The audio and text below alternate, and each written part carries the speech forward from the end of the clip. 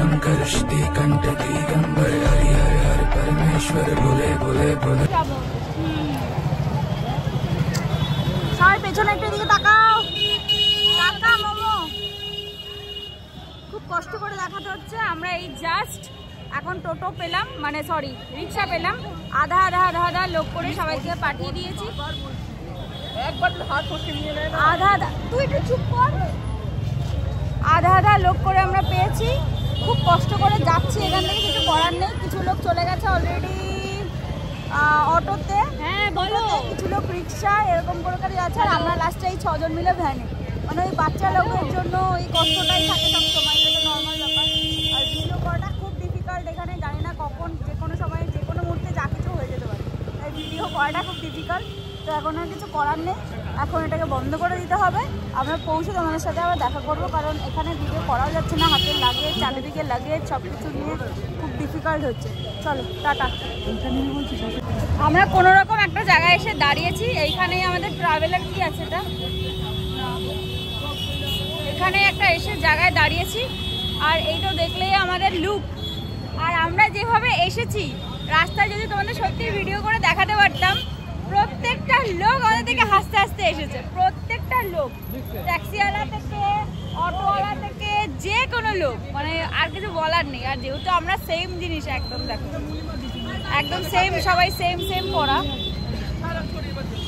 এই যে পেছনে পূজা, সব সেম সেম পরা, তাই জন্য লোকজন আরো আমাদের থেকে হাসাহাসি করছে, যে মানে একদম অদ্ভুত, মানে অ্যাস্থেটিক ব্যাপার, একটা অ্যাস্থেটিক।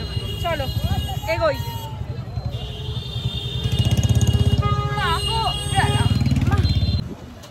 আমরা অলরেডি ঢুকে ওখানে বসে গেছি, সবাইকে পেয়েও গেছি, কিন্তু ব্যাপারটা হচ্ছে আমাদের ট্রাভেলারকে এখন খুঁজে পাচ্ছি না। আমাদের ট্রাভেলার কখন আসবে তার জন্য আমরা ওয়েট করে আছি। ট্রাভেলার আসলে আমরা উঠবো। আর আমাদের লাগেজপত্র তো দেখলেই পুরো যাযাবর লাগছে, যাযাবর। হাই বলো, হাই। এখানে যা রোদ না, মারাত্মক বাজে রোদ, মারাত্মক বাজে, মানে এত বাজে রোদ চিন্তা করা যাবে না। মানুষ বলে, সরি, মানে মানুষ বলে না তীর্থ করতে সব সময় কষ্ট করতে হয়, একদম প্রুভ। তীর্থ করতে কষ্ট করতে হয়, মানে কষ্ট বলতে এক প্রকার যুদ্ধ করতে হয়, শুধু অস্ত্র থাকে না তীর্থ করার সময়, মানে সত্যি তীর্থ করতে কষ্ট করতে হয়। এটা মানে এই বেনারস, কাশী, মানে কাশী বিশ্বনাথে যদি না আসতাম, আর এখনো প্রয়াগে তো যেতেই পারিনি, তাতেই এই হালাত। প্রয়াগে যাওয়ার পর কি হালাত হবে আই ডোন্ট নো।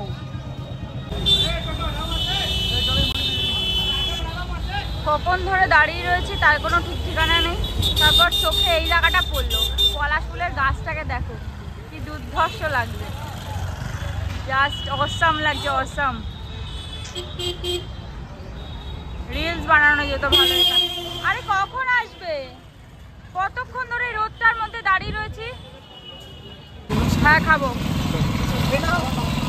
এ দেখো আখের রস পার্টি, আখের রস পার্টি করছে সব একসাথে দাঁড়িয়ে। এখানে ফুচকা আছে, এখান থেকে একটু ফুচকা খাবো। আর এই যে সবাই বসে রয়েছে,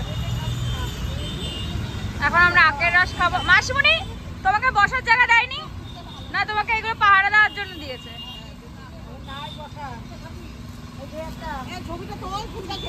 কোথাকার যাযাবর, কোথাকার যাযাবর তোমরা একটু বলো। কনে দিয়ে এসছো, কনে দিয়ে, কনে দিয়ে এসেছো?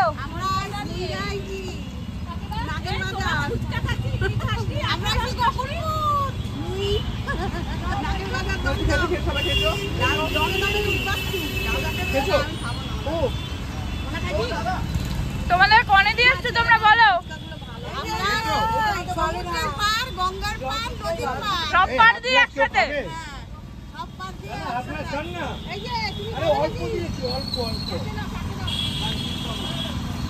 কি অবস্থা আমাদের, শুধু দেখো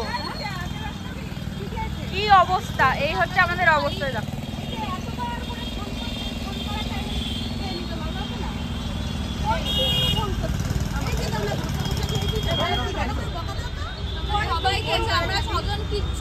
আমরা খেয়ে আসতে বলেছি, তোমরা যা ফোন করেছো আমরা খাবো কোথা থেকে? তোমাদের ফোন তো ধরতেই পারলাম না, আর খাবো? তোমাদের ফোন ধরতে আমরা তো সুইমিং পুলে গেছিলাম, আমরা গঙ্গা যাইনি, আমরা সুইমিং পুলে গেছিলাম। জল তো ছিল, জল আছে। সবার তো অলরেডি খাওয়া হয়ে গেছে, আমি আর রুগী ছিলাম না, আমাদেরও তো একটু আখের রস খেতে ইচ্ছা হয়েছে, ব্যাস আমরাও দাঁড়িয়ে পড়েছি আখের রস খাওয়ার জন্য। এই তৈরি হচ্ছে আমাদের চা।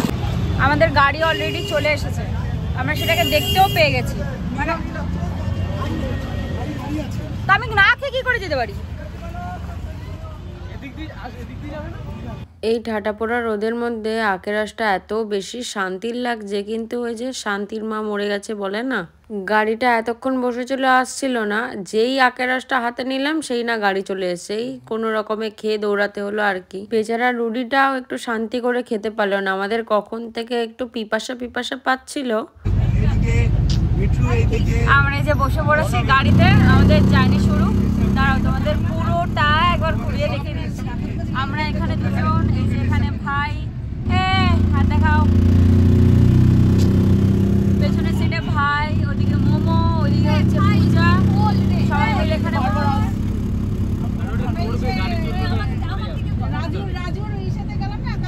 চলো মোটামুটি জার্নি শুরু করলাম মহাদেবের নাম নিয়ে, মহাকালের নাম নিয়ে। এবার কতদূর কি যাবো না যাবো সেটা দেখা যাক। কোথায় যাচ্ছি বলো, বলো কোথায় যাচ্ছি, বলো কোথায় যাচ্ছি আমরা, কোথায় যাচ্ছি আমরা?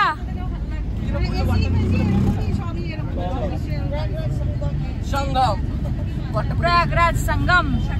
এই আমাদের বাসের সিটিং অ্যারেঞ্জমেন্ট, ড্রাইভারের একদম পাশের সিটে আমার বাবা, আর ড্রাইভারের পেছনের সিটে মাসিমণি আর মামি দিদুন, আর বাবার একদম পেছনের সিটে মা, তার পেছনের সিটে আমাদের ব্যাগপত্র আর কিছু খাবার দাবার, তার পেছনের সিটে মামি, মাসিমণি আর দিদুনের পেছনের সিটে পাপার মামাম, আর তার পেছনের সিটে হচ্ছে কাম্মা আর মিঠু কাকু। এই হচ্ছে পুরো লোকজন।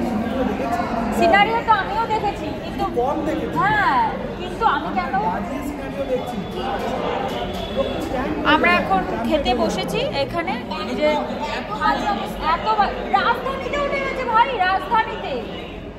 রাজধানী জেনারেল কাপড়ের মতন লোক গেছে, কানপুরে নামবে দেখে, কারণ প্রয়াগরাজ বন্ধ, কিছু করার নেই, ওঠাটা খুব মুশকিল। এই হচ্ছে আমাদের থালি এসেছে, থালিতে রয়েছে একটা ভেজ সবজি, দুটো পনির, ডাল আর ভাত আর একটা পাঁপড় ভাজা। এটা যে আমাদের, হ্যাঁ হ্যাঁ এটা তাই করে। এটা হচ্ছে এইখানকার স্পেশাল থালি। আর নর্মাল যে থালি সেখানে পনিরটা থাকবে না, পনির যা দিয়েছে এমনিও 2 পিস। কেমন খেতে? খাওয়ার রিভিউ কি? ভালো খেতে আর ভালো খেতে না? দামটা খুব কম।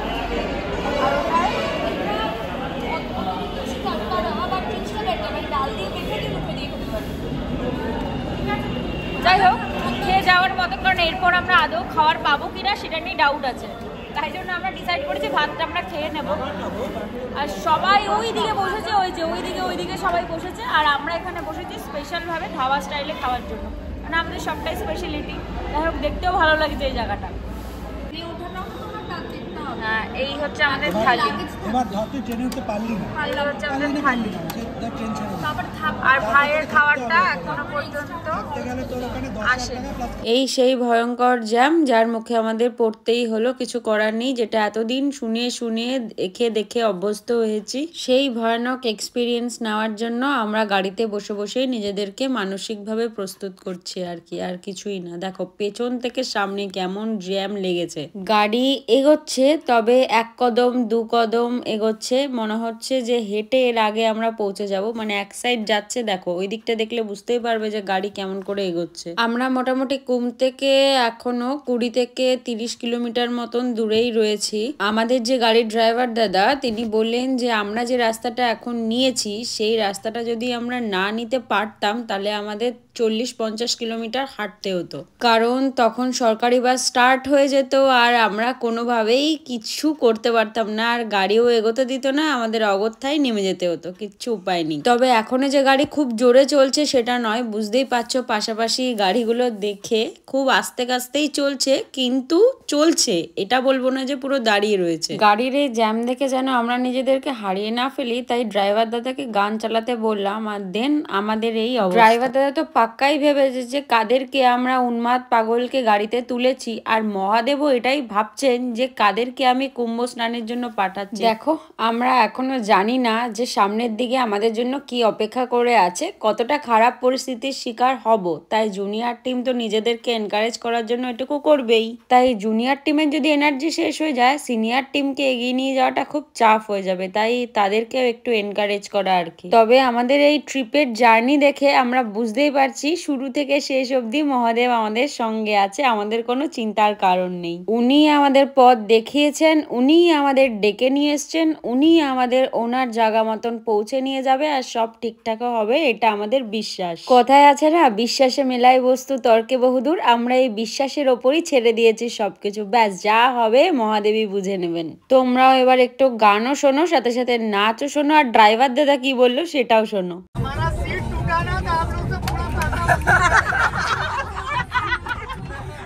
তোমরাও নিশ্চয়ই শুনতেই পারলে আমাদের জুনিয়র টিমের কি রেপুটেশন গাড়িতে। ড্রেস থেকে আর মোটামুটি 16 কিলোমিটার মতন দূরে আছি, আর এখান থেকে চরম লেভেল জ্যাম। তবে হ্যাঁ, গাড়ি এগোচ্ছে, এমন না এগোচ্ছে না। তো এখানকার দাদা এটাই বলে দিল, যে আমাদের ড্রাইভার দাদা বললো যে আপনারা কেউ ছুটোছুটি করবেন না, একসাথে যাওয়ার চেষ্টা করবেন, যে একবার যদি হারিয়ে যান কেউ, তাহলে আবার 12 বছর পর কুম্ভতে দেখা হবে, তার আগে কিন্তু কুম্ভতে দেখা হবে, তার আগে কিন্তু কেউ কাউকে পাবে না, এরকম বলে দিল। আর হচ্ছে ফোনে নেটওয়ার্ক ওখানে খুব প্রবলেম, কেউ কারোর সাথে কোনো কন্ট্যাক্ট করা যাবে না। কেন ফোন নেবে না? ফোন নেবে, ফোন নেবে, ওয়ালেট নেবে, খুব হ্যাঁ, কিছু হোক না হোক অ্যাটলিস্ট নাম্বারটা তো বের করে ফোন করতে পারবে, বুঝেছো? খুব নেসেসারি। হ্যাঁ, পার্টস নেবে, পার্টস। আরে বাবা, সব জায়গায় পাবো না, কোন এক জায়গায় তো পাবো। হ্যাঁ একদমই তাই।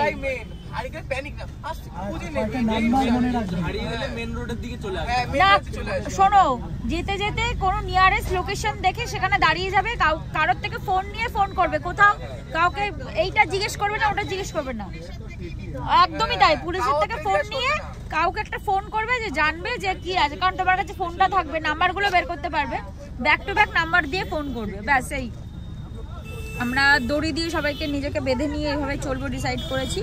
আর বললো ব্যাগ ট্যাগ যা আছে সামনে সেটা নামিয়ে নাও, এই বললো। আর বললো যে যত দূর নিয়ে যাওয়া যাবে তত দূর আমি নিয়ে যাব, তারপর ছেড়ে দিলে তারপর তোমাদের এমনি হেঁটে যেতে হবে। আর আরেকটাও কথা বলে দিল যে গভর্নমেন্ট বাস যদি পেয়ে যাও তাহলে সেখান থেকে যেতে পারো। তো নামার পর দেখা যাক যে কোনো টোটো ফোটো কিছু পাই নাকি, সেইভাবে যাওয়ার চেষ্টা করব। এখনো জানি না কি পাবো না পাবো, ওখানে না পৌঁছানো অবধি কিছুই বুঝতে পারছি না, দেখা যাক। এখন আপাতত জ্যামে ফেসে গেছি পুরোপুরি, এবার কখন পৌঁছাবো গিয়ে এটা জানি না, হলো বেরোই তারপরে দেখা যাবে। মানে এখন আপাতত গাড়ি বন্ধ হয়ে গেল এইখানে, জানি না কখন গিয়ে পৌঁছাতে পারবো বা কিছু, বা কত আগে নামবে সেটা তোমরা জানতেই পারবে। আমরা মোটামুটি নামলাম একটা, এখানে আন্দে চাওয়া রিং রোড আছে, ওখানে ক্রসিং থেকে যেহেতু আমাদের ট্রাভেলার তাই ওটা টার্ন করিয়ে নিল, আর অন্য যে ছোট গাড়িগুলো এগোতে দিচ্ছে। তো যেখান থেকে আমাদের মানে ট্রাফিক ঘুরিয়ে দেবে সেখান থেকে তো ঘুরে যেতেই হবে, সেখানে আমরা নেমে গেলাম। আর সত্যি কথা বলতে এইসব সাইডে প্রচুর গাড়ি যে দাঁড়ানো দেখতে পাচ্ছ, ম্যাক্সিমাম বড় বড় গাড়িগুলো যাদের কোনো যে মেন আর কি ওনার, গাড়ির ওনার নেই, তার কারণ কুম্ভে যখন প্রবলেমগুলো হচ্ছিল তখন ওনাররা মারা গেছে, মানে তাদের এই গাড়িগুলো এখানে পড়ে রয়েছে।